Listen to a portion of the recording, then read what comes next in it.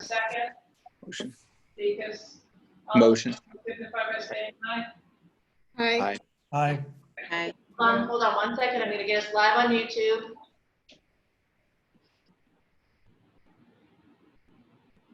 Hey, Debbie, don't forget to ask for the nays. I don't think I said it off mute. This is right.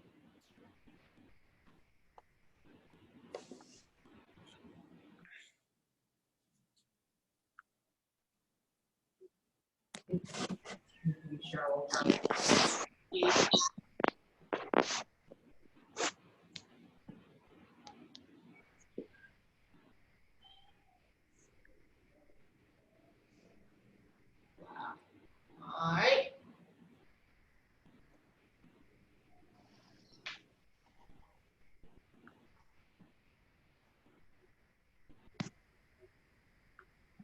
I'll run down to my office. You guys want to mute if you're not talking? I'm trying to get onto YouTube. YouTube. Yeah, I'm talking to people who aren't talking. Just mute it. It'll be cleaner that way. Okay. Stream now.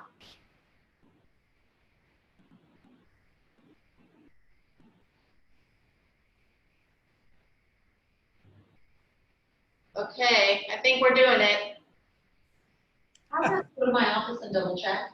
Okay. Yeah. Okay. We're gonna wait to make sure we're on.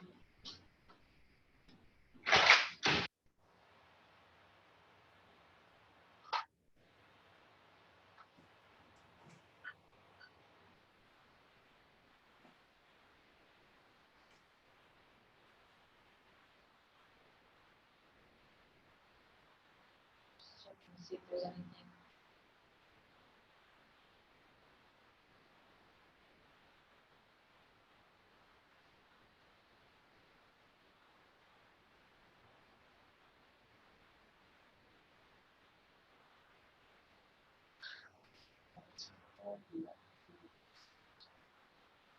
She's checking. See. If it's not a button.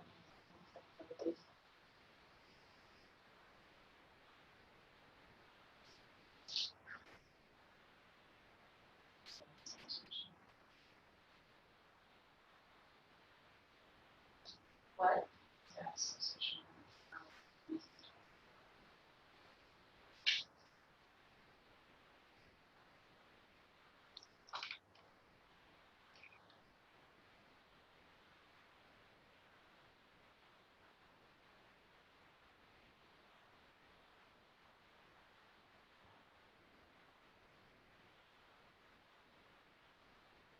Nothing to do that. Do that.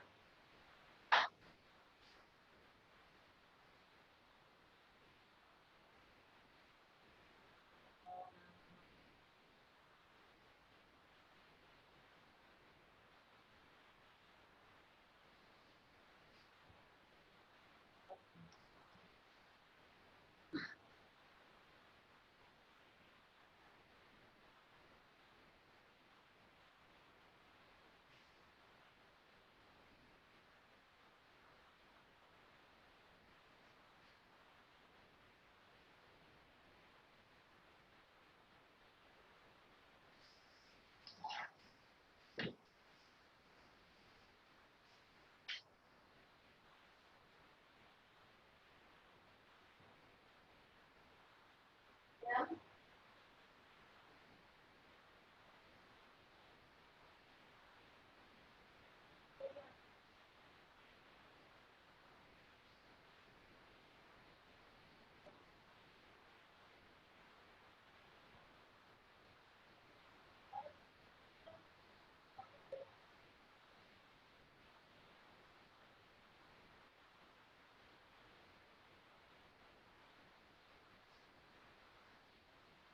Can we go back to Facebook 5?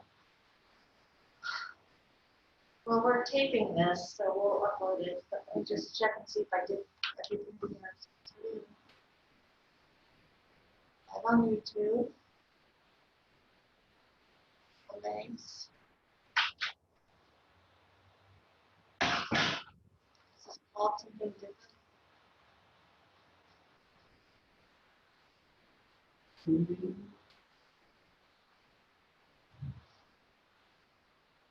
All right, did you tell the board it doesn't look like you're?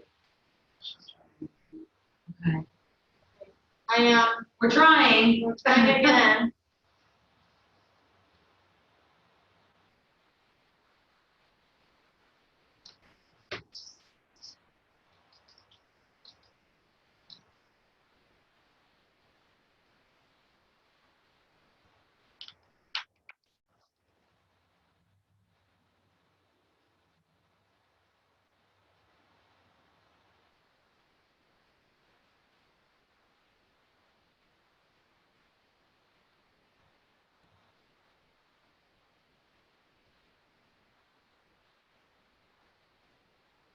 Alright.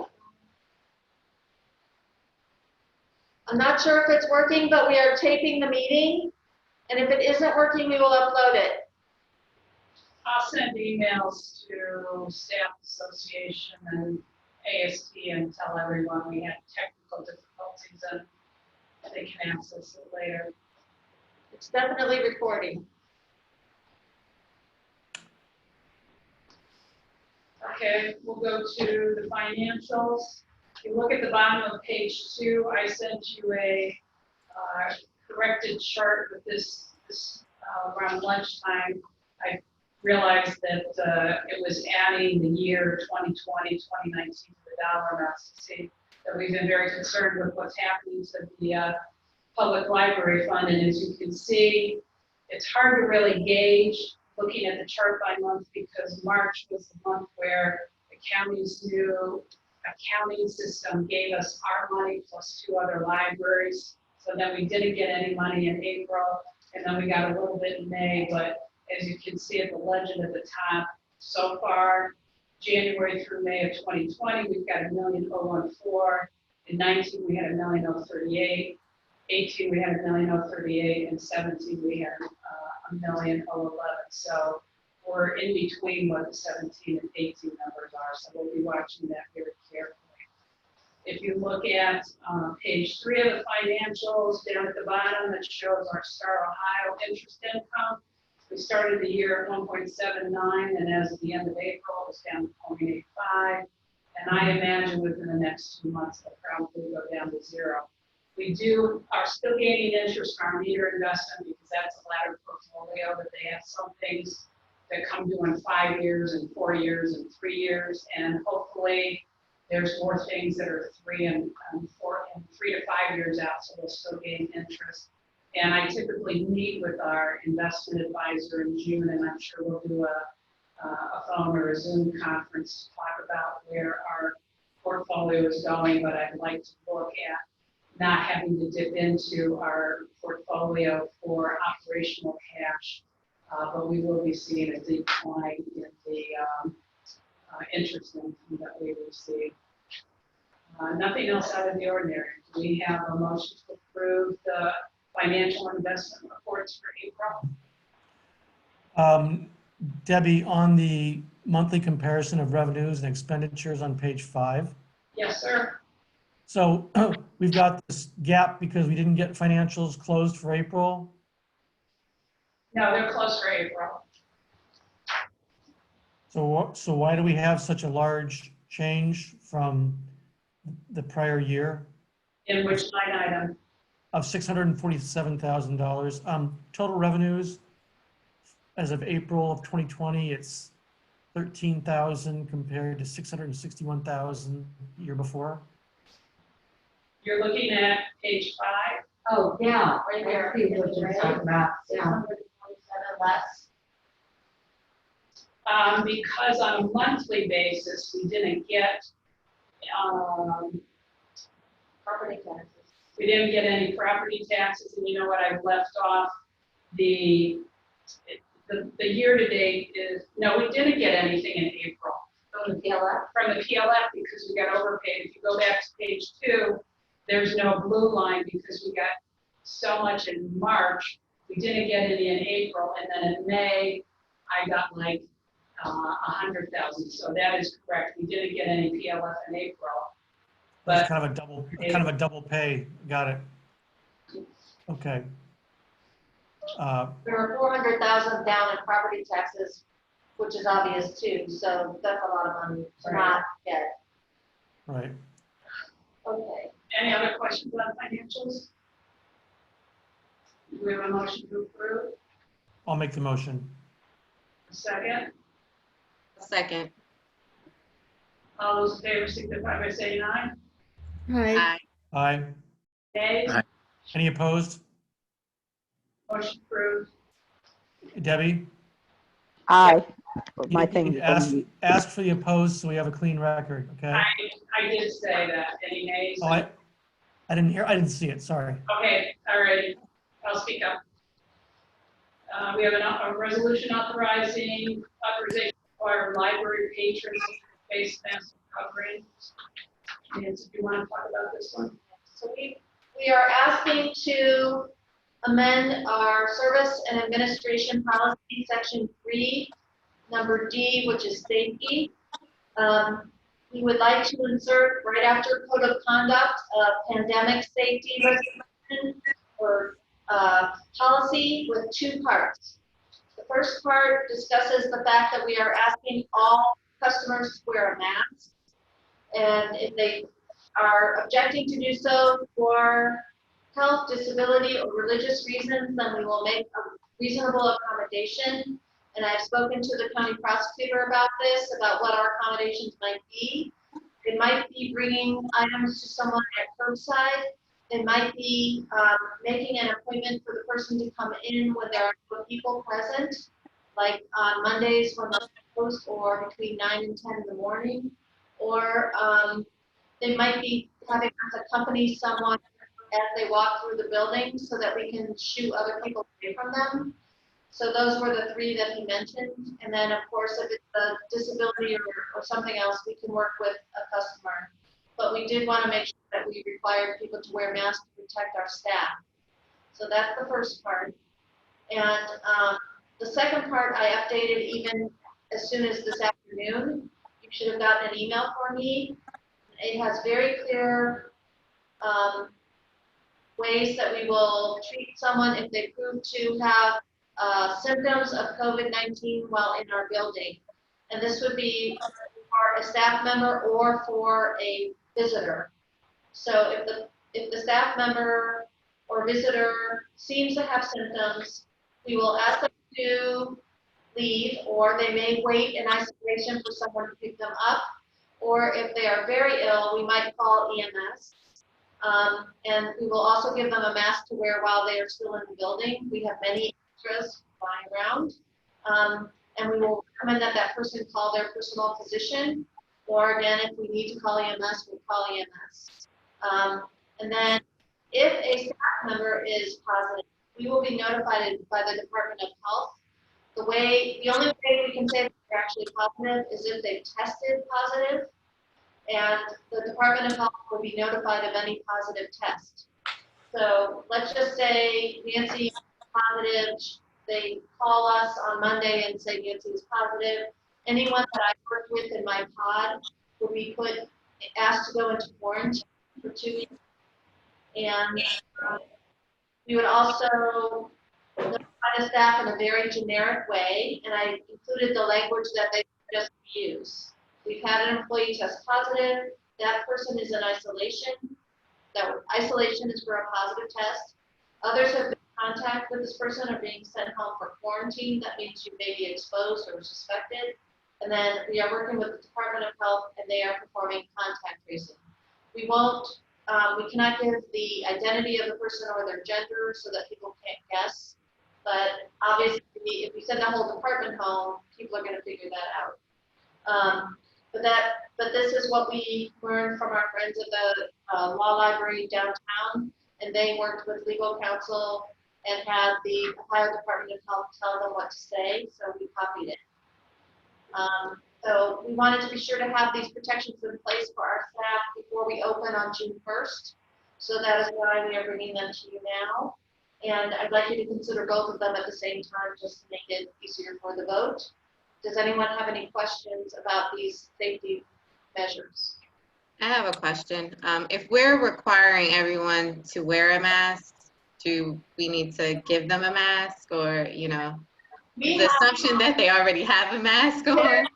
we've given staff each 2 cloth masks, and we have many more left, so we have that option. We also have probably a couple hundred on site right now, and we have orders in for 1,000. And we'll just keep reordering as we need them. So we are able to give people masks. We'll see how it's going once we reopen in June. I can say that there's definitely a difference depending on what part of town you travel through to see if people are wearing masks or not. And we're trying to make it part of all of our publicity, and we'll have it posted all over the place, out in the parking lot and on the buildings. And then if someone has a reason why they don't want to, they can calmly tell us, and we'll figure it out. I know that other libraries in Cuyahoga County are not requiring people to wear masks, but that is at the peril of their staff, and we don't want to do that. Okay, I want to know, can we, I know you said we'll have it posted, but I would like it to be posted at all entrances. And can we put it on our website? And even put something in the paper that directs them to our website so they can be familiar with it before the June 1st date hits. The first notice of the curbside went out yesterday, and it had the thing about the mask in it. Every communication we have will have masks information in it. And we only have one entrance to the building, so that will be at all entrances, and there'll also be the policy next to it, and also what the accommodations can be. So we're going to be overly papered with this policy. That's why we wanted to get it done now, so we can make sure that it can be communicated broadly and clearly to the staff as well as the public. So what we'll do is we will not vote on the authorization of procedures to deal with infectious individuals, and we'll merge that into authorization requiring patrons to wear face masks and procedures to deal with infectious individuals into one. And I'll take the new language from Nancy and put both of those together. I have another question before you move on. Gabe asked about us providing it. I think that's going to grow. How many visitors do we tend to have each day? Let's just say the main branch. Well, that will change, Dana, because our. Of course, I already anticipate it'll be down maybe 50% in the beginning. It'll be about 40 an hour, times Maximum. 40 hours a week, so that's 160 at Lee Road. We have enough masks to give one to every single person. Okay, but I don't think, since I'm expressing what I think, I don't think we should provide it to adults. I think we're asking the community to join in this effort with us. We're Right. reopening fairly soon, if you ask me. And I think that we should hold on to those masks for the children who are our, frequent in and out visitors. Well, And that Yeah, I understand. I think we should be prepared if an adult doesn't have one, but I don't think it should be. I'm just following up to what Gabe asking, that we have to start thinking these anticipated, things through that. we have a stockpile. Right now, the only reason to come in the building is to pick up a hold or to make a photocopy or to pick up your tax forms. And that's going to continue for at least a month, maybe longer. So we are continuing to order more, but we will save them for the most needy. And some people, human nature is very interesting. Some people will just be happy to wear a mask. They'll probably bring us some. I had a woman call me today who has a whole pile of them to give to me. And then other people will be more virulent and won't want to do it. And we'll just have to keep it all calm and just. Yeah. Okay, Deb, you could go back. I just wanted to throw that out there because we don't know how long this will drag on. We don't know if we'll have a resurgence in the fall or winter, as they say. And I think children are less likely to come prepared, and we can be a little bit demanding of adults, even anticipating that we'll still have to provide for some of them. So that was it. I just wanted to put that out there. And our staff will be greatly reduced, so we won't need as many as we have also. I mean, it's And some of us are wearing our own anyway, Right. so it's not, but we still have plenty to Right, distribute. but we are keeping that in mind that we will need them for a long time. That's why we wanted to get cloth ones, because we can wash those and reuse them. But thank you. Do we have a motion to approve the two resolutions being combined into one? I motion. Well, one of us motions and one of us. Second. Correct, yeah. Ms. Carlisle, Yes. Ms. Crenshaw, Yes. Ms. Llewellyn, Yes. Ms. Iwamoto, Yes. Mr. Russo, Yes. Brackett. Yes. The next resolution we have is to amend the 2020 general fund. There's whereases that we're anticipating that we could lose up to $550,000 from the public library fund, a 20% decrease in property taxes, which could amount to 1.58 million. And we'll also have less revenue coming in from not issuing passports, and copiers will go down. So I'm going to certify to the county auditor that we will anticipate getting $2,170,000 less in the general fund. And as a result of that, on page 12, you can see that now in our non-salary items, we have 258,000 in reductions, 46,000 in supplies, 288,000 in purchasing contracted services, 133,000 in library materials. And that will go up. And Ms. Denera Correa is giving me another $200,000 cut. That'll be on the June agenda then. Capital outlay is going down by 179,000. Miscellaneous is going down by 12,000.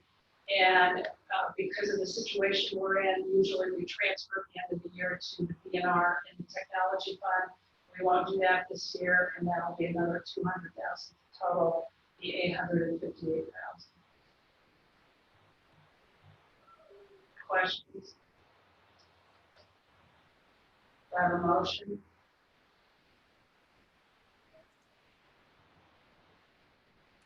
I'll make the motion. Motion. For a second? Okay. Whoever. All right, Ms. Carlisle? Unmute. Ms. Crenshaw? Yes. Ms. Llewellyn? Yes. Iwamoto? Yes. Ruza? Yes. Brackett? Yes.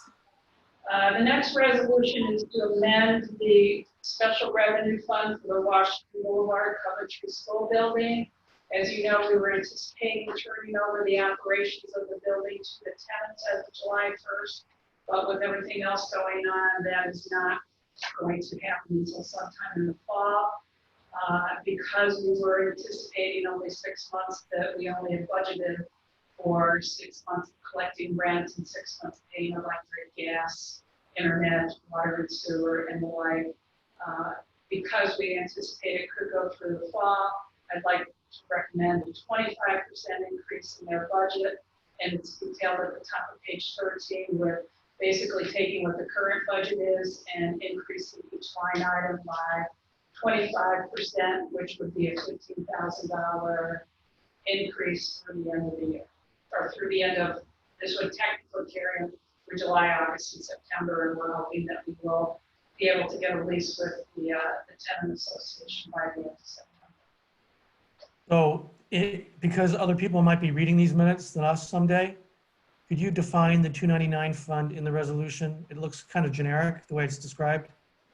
Well, it's called the Washington Boulevard Fund. Most people don't know what that is. So if you could expand that reference so that it actually refers to that particular description of the fund in our financials. Okay, If somebody sees this on a standalone basis, they're not going to know what the heck that is. okay, I can do that in a minute. That's all. Do I have a motion? I'll make the motion. Do I have a second? Second. Ms. Iwamoto? Ms. Carlisle? Yes. Ms. Crenshaw? Yes. Ms. Llewellyn? Yes. Ms. Iwamoto? Yes. Mr. Russo? Yes. Mr. Toracchio? Yes. The next item is approval of the county tax budget. Every year, we have to do this form of a tax budget that gets submitted to the county auditor to show that there is a need for them to levy the taxes that have been approved by our constituents. Because the school district is our taxing authority, tomorrow morning I would certify this budget to the school board for them to approve at their June meeting, and they would then submit it to the county budget commission by the end of June. That is attached to the page 42 at the back. It's the same forms that you saw at the committee meeting. Basically, I'm taking all of the revenues and expenditures prior to the last two resolutions and putting that in there because we haven't really formatted where we're going to go with things. And once we get to December, we will be certifying what our actual balance is and anticipated revenues and appropriations. So this is kind of just making the placeholders for our taxes. Any questions? This was as discussed in committee. Yes. Yeah. We have a motion. I motion. We have a second. Second. Mr. Toracchio. Ms. Carlisle. Yes. Ms. Crenshaw. Yes. Ms. Llewellyn. Yes. Ms. Iwamoto. Yes. Mr. Russo. Yes. Mr. Toracchio. Yes. Last financial item, we discussed at the committee meeting that we have constructed a new restroom for staff over next to where the public restrooms are on the second floor. And the estimate we had originally was for drywall on the walls of the restroom. And as we progressed through doing it during this pandemic, a decision was made to put tile from the floor to the ceiling on the walls for both sanitation and ease of cleaning. At the time we looked at this in committee, we said not to exceed $8,000, and I haven't talked to Mr. Casper to learn what it is, but it'll be under $8,000. And this is the only item that was approved prior to the pandemic that we had authorization to make the adjustments and bring it to the board later. Every other item that we've had since that time period has been within the budget. We have a motion. I'll make the motion. Do I have a second? A second. Ms. Carlisle. Ms. Carlisle. Yes. Ms. Crenshaw. Yes. Ms. Llewellyn. Yes. Ms. Iwamoto. Yes. Mr. Russo. Yes. Mr. Toracchio. Yes. And may I add that before, earlier in the year, we approved a budget to update the Noble bathrooms, and they are underway right now, and they're using the same kind of big tiles that we have here at Lee Road and at UH, and I hear they're gorgeous. Not gorgeous, but very nice, and I can't wait to show them to you. I hope we can take a tour very soon so you can see. Those bathrooms have not been redone in 30 years, and they needed it badly. And so this also will make it much easier to clean. Okay. Director's report on staffing. So earlier in the meeting, we reviewed the budget cuts of at least 20%, which will equal $2,169 and whatever change. We made 858,000 cuts out of the general fund, excluding salary and benefits, and now we are preparing to cut into the salaries and benefits of the staff. We have offered voluntary furloughs and a voluntary exit plan, which will garner additional savings. We also placed a hold on raises, which will get us another $280,000. And now we must continue to make further cuts by involuntary furlough and participation in Shared Work Ohio, as well as regular salary cuts. Shared Work Ohio is a voluntary furlough aversion program for employers to utilize, which allows workers to remain employed and employers to retain or train staff during times of reduced business activity. Shared Work Ohio has existed for more than a decade, and it's mainly being used right now during the pandemic by a number of organizations. We plan to reduce our salary budget by about $1 million, at least, and then it says that Shared Work Ohio may reduce work by at least 10%, but no more than 50%. And we will probably use the 50% so that we can keep more staff. This will result in another, this $1 million budget cut. So administration salaries will also be cut by a total of about $75,000, including 14% of my salary and 10% of the other managers' salaries, with one exception, and that's Tim Pasbrigg, who worked full-time throughout the whole pandemic to keep our buildings running and to complete a number of big construction projects. He was here every single day for his whole 8-hour shift. So he will not be cut, have a salary cut. So that is the background of our resolution. Do you want me to read the resolution? Be it resolved that the Board of Library Trustees approve the furlough of staff to reduce work and budget cuts deemed effective June 1. Be it resolved that the trustees approve the implementation of the Shared Work Ohio plan for staff not furloughed. And be it further resolved that the Board of Library Trustees grant permission for the salaries of managers and fiscal officers to be cut by 10% and the salary of the director to be cut by 14%. With the exception of Tim Pasbrigg, facilities manager, who has been working full-time throughout the entire library closure. This is another measure that complements the fact that we did cut hours. We went from 72.5 hours a week being open to 40 hours a week being open, and that was voted on at our last meeting.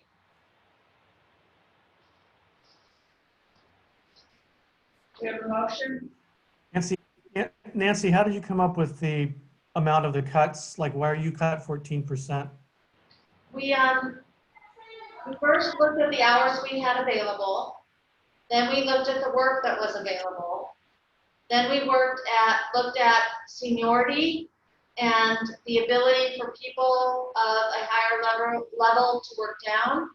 And in the case of our technology trainers, they are also trained to do some reference work and some CERT work. So a number of their jobs are also still in there because we also do hope to open the computer center at some point in the next few months.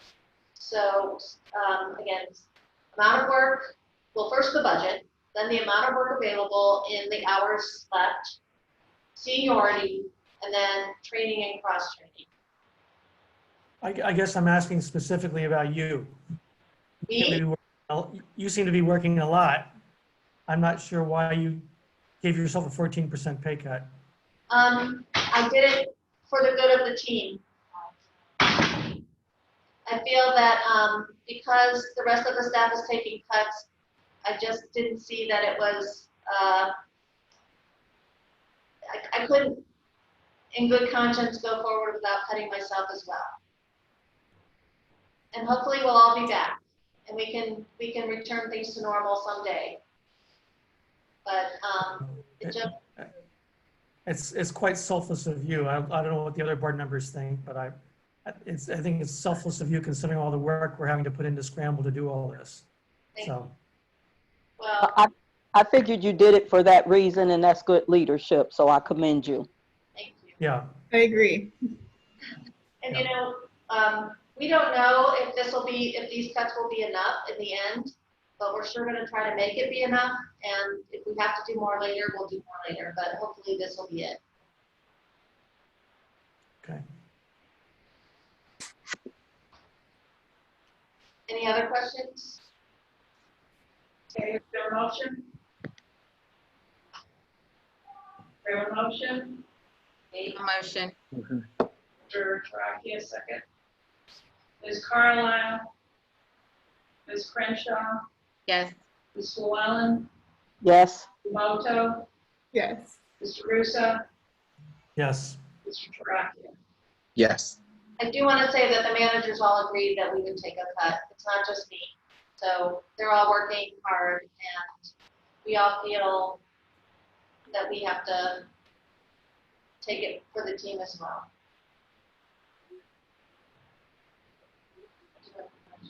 Well, we definitely appreciate it. And after this gets further along and hopefully gets better at some point, hopefully our community will see it and appreciate it as well.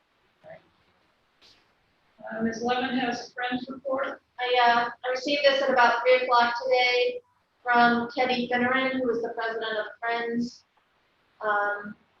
She said the Friends were happy to support the library's mission during these unprecedented times by providing bags of books for the patrons of the mobile food pantry.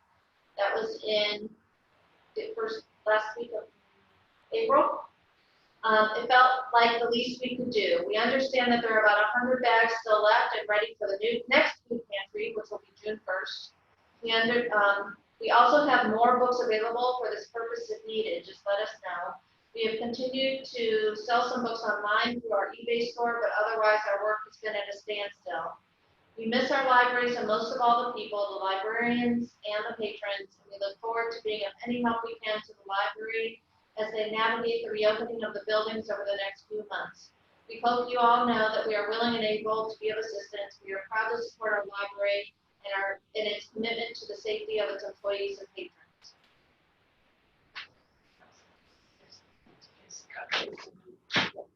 Mr. Russo, do you have anything to report? I'm not going to subject anybody to a report tonight. Everybody wants to get off the call, I'm sure. Director's report. I'm not going to read through all of this, but the first part of my report was just to thank the skeleton crew that has been working these past few months. We have been putting up virtual story times and book discussions and working on the webpage. We have staff who kept the payroll going and bills paid, and personnel support as well as the physical plant, and they all have served and protected the library over these past few months. We've also been working hard to explore the legal ramifications of all of this, as well as our changing employment situation. And during the past 2 weeks, we've been organizing for our return to work. The library will not look the same when you come back. It will be very, very limited. Will be opened in the lobby, and only a certain number of people will be admitted at a time. As I mentioned, that might be about 40 people at Lee Road, maybe 10, Probably 10 per 10 per branch branch. at a time. Yeah. You will find plexiglass screens protecting the staff and tape lines on the floor, marking a distance of 6 feet.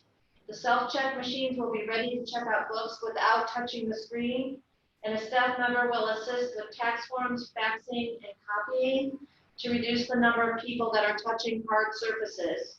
We'll also have staff cleaning and wiping all around all the visitors, and everyone will be wearing masks. We hope that at a later date, we'll have computers available for the public. We now, at this time, can place holds over the phone, and we have virtual reference available on computers and phone reference available on the phones during our regular hours. When we open up, there will be no places to sit, and the public bathrooms will be closed as recommended by public health guidelines. I also want to say that cutting an already lean budget is not easy, and a number of our expenses have gone up, including that for supplies and PPEs and cleaning, as well as moving our materials budget into the virtual realm to support all of our online checkouts for movies and books. Later on in this report, Kim will talk about what our circulation has been. We've bought more carts, more bins, and every kind of cleaning thing you could probably get your hands on. We're also very excited about our summer reading program because nothing's going to stop that from happening. It will be online, but there will be actual prizes for people. And it will be available for adults and for children. And we encourage people to check it out on our website. We're also going to be adding our 1,000 Books Before Kindergarten and our Winter Reading Club to this online platform so that we can keep those going.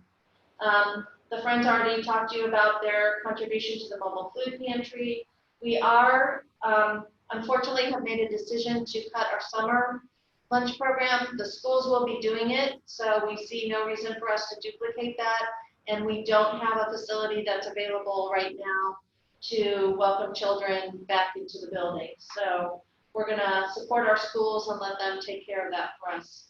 Another nice project that just happened this week was that the 1619 program has gone virtual. They have a page on our website, and the librarian in charge interviewed one of his sources and does a nice interview about one of their reference books. And I don't know if any of you have passed by the Coventry branch in April, but there was a big yellow mailbox there where people could drop off notes of hope. And I think, were they shared? I don't know. I thought it was still going on, but it may have come down. Okay. And well, I'm not sure, but Cheryl was interviewed about that for, I think, the one of the Heights Observer articles. The other good news is that our Coventry waterproofing should be complete. If not by today, then this week. It is absolutely gorgeous the way they did it, although they did have to hammer down through solid rock all the way around the building, 6 feet wide, to install the waterproofing drainage pipes and paint the whatever surface they did onto the walls and then fill it back up again. They told us that those big, huge trees, the oak trees, were just all, their root systems were all horizontal. There was no place for them to go down into dirt. They had about 6 inches of soil.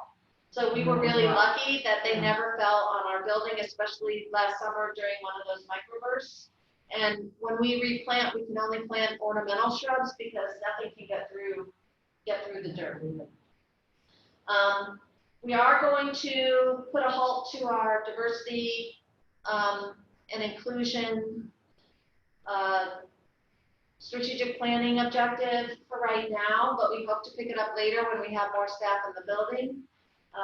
We are working with Coventry Peace to start planning for improvements to the park, and that will be the probably one project that I'll allow to still go on because that requires grant writing, and there's a long lead time for that. The strategic plan was completed. Right, I emailed that to all board members.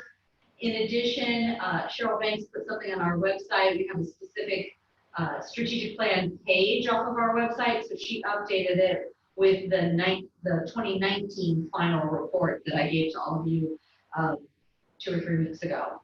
And we had 456 people served by our outreach visits to the WIC clinic, but obviously that's not happening right now either. As soon as they tell us they're back in action, we will try to at least do a drop-off collection. In the government report, it's mostly about the budget, and you can read that as well.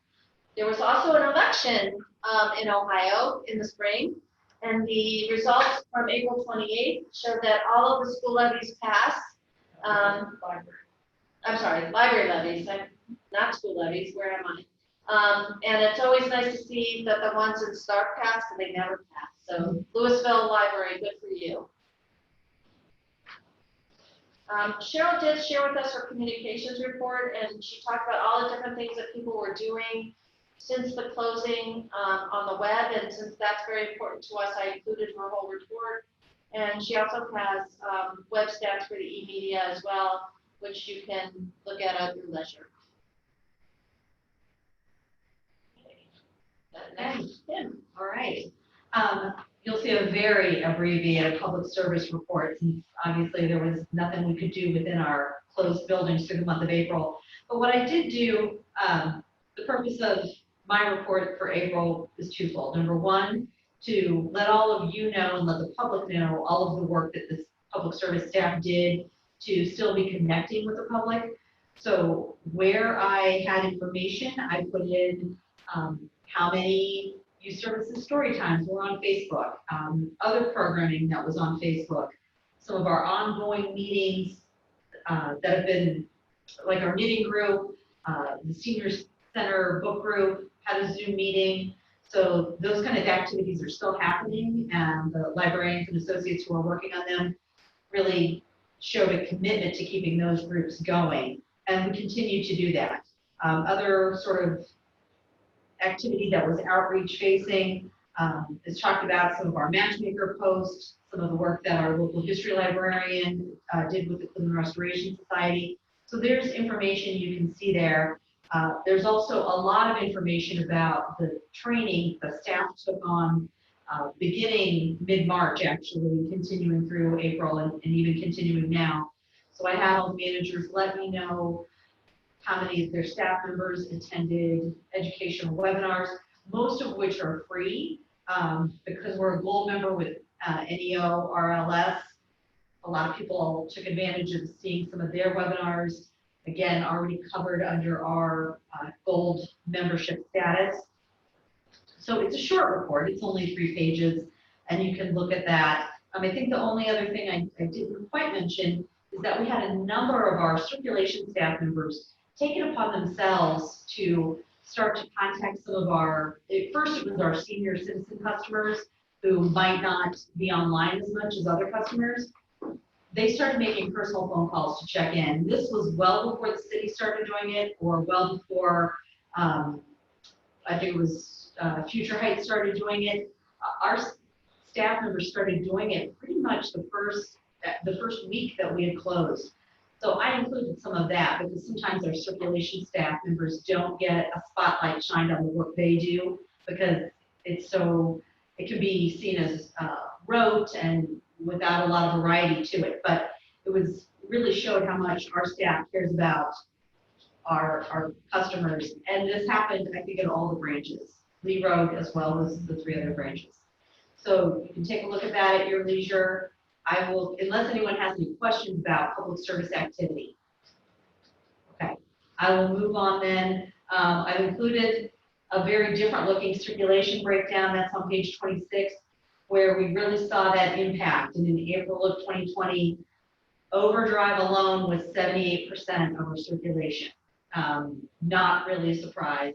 Hoopla was almost 10%. I thought that might be a little higher, but overdrive was just overwhelming. RB Digital and Canopy had their biggest percentages ever. And you will see physical circulation was 2.2%.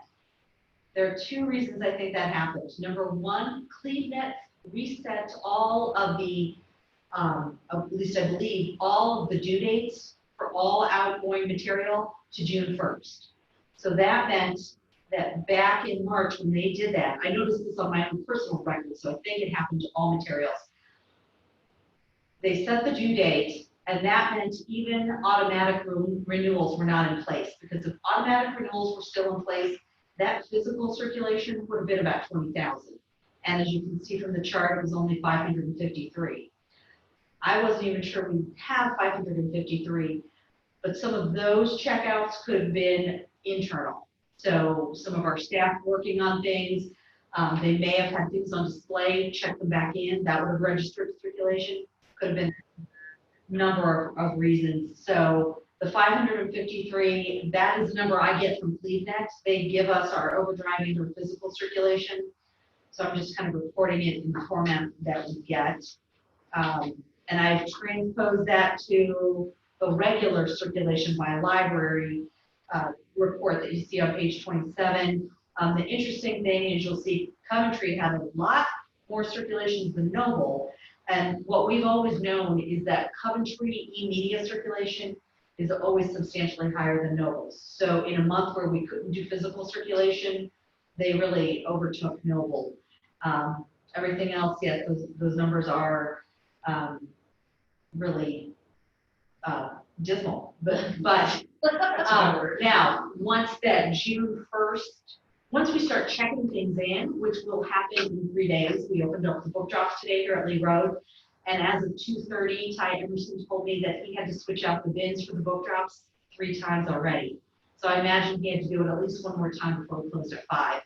Those materials will sit for 72 hours. And then on Thursday, our circulation staff start checking in all of the Monday returns. And then on Friday, they'll do the Tuesday returns that we get tomorrow. So there'll be a lag, but once things get started started being checked back in, we will see higher totals in May because the circulation registers when things are checked back in.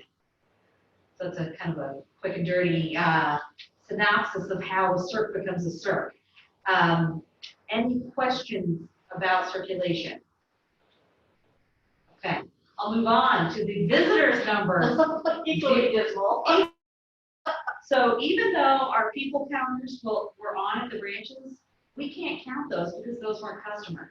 So they still register staff coming in and out, any of our contractors that were in, our cleaning crew, we can't count those numbers. We didn't have any customer visits in April. We're not gonna have any customer visits in May. So you'll see those same zeros. Then in June, of course, we'll start back with limited service at Lee Road and then the branches. But we can't count ourselves as visitors. That's just not an honest way to do things. Same with meeting rooms. Yep, for the foreseeable future, I would say probably into the fall before we'll be opening up our meeting rooms for social distancing, because we have very few groups that are 10 or less that ever use our meeting rooms. So Denny, I did have one question just for clarity for the board and for the public. In March, I saw that the total meeting room revenue said 0. Yep, we didn't have any parties or social Okay, activities. all So right, it's listed as 0. okay. That's all I have unless anyone has any questions. Okay, thank you. I don't believe we have any unfinished business. Is there any new business? We have a motion to adjourn. I'll make the motion. Mr. Taraki, a second. All those in favor signify by saying aye. Aye. Aye. Same time. Now, the meeting is adjourned at 7:33. All right. Thanks, All right. everybody. Bye, guys. Thank you, Stay guys. healthy. Okay. Bye-bye. Wish us a good week. Not gonna be fun. All right, I'm turning off the recording.